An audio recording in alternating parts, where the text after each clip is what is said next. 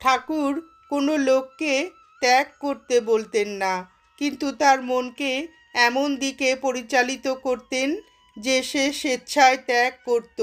আমি সুফি সম্প্রদায়ের কবিদের রচনা সৌন্দর্যের অনেক প্রশংসা শুনেছিলাম, তাই ওইগুলোর মূল ভাষায় পড়বার জন্য ফার্সি শেখার সংকল্প করলাম। অনেক ফার্সি পাঠ্যপুস্তক কিনে খুব অধ্যবসায়ের সঙ্গে পড়তে আরম্ভ করলাম।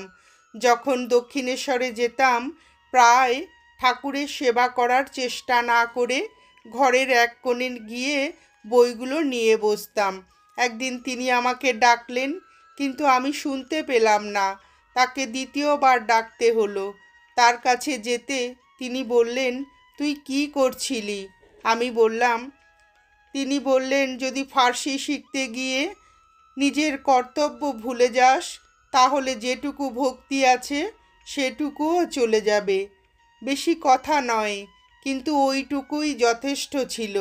তখনও পর্যন্ত আমি প্রায় 15-20 টাকার বই কিনেছিলাম, কিন্তু সবই গঙ্গায় ফেলে দিলাম এবং 14 বৎসর কোনো বই পড়িনি।